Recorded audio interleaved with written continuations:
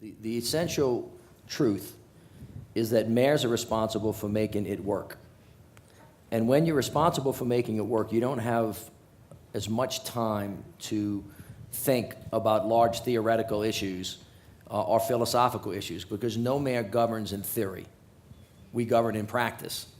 And that's why we are forced to be much less ideological. All of us, I'm sure, come to our offices as Republicans or Democrats. You may have come as a conservative or a liberal, and then you end up somewhere in the middle, much like the Supreme Court's lurching to at this point in time. You see that happening, right?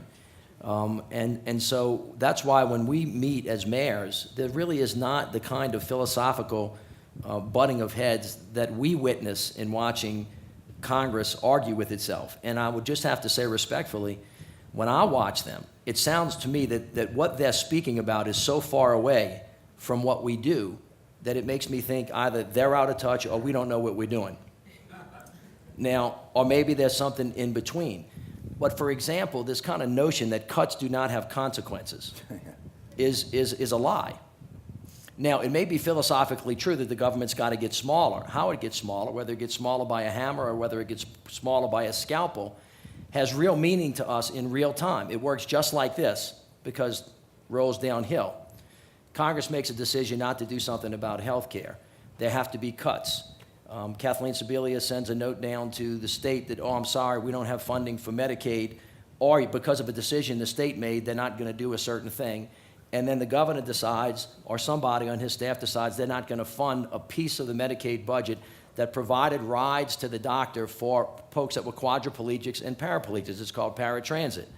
When they decide not to do that, a city that doesn't have power to go force them to do something else or can't move Congress to change their mind, all of a sudden has a $14 million deficit. And when you have a $14 million deficit, this is how that works. How many cops am I going to lay off? How many firemen am I going to lay off if I want to go pick up the people? Now, if we want to leave the individual that was maybe a vet that was a quadriplegic on the street and not provide paratransit to them to get to the doctor for the health care that we promised them, for the sacrifice that they made to us, I guess that's a philosophical discussion that we can make. But you see, we're not in that business down on the ground. All we know is we got somebody sitting on the corner in a wheelchair, and they're not getting to the doctor, and they eventually could die. Or we have to make a real-life decision that day. These are real-life choices.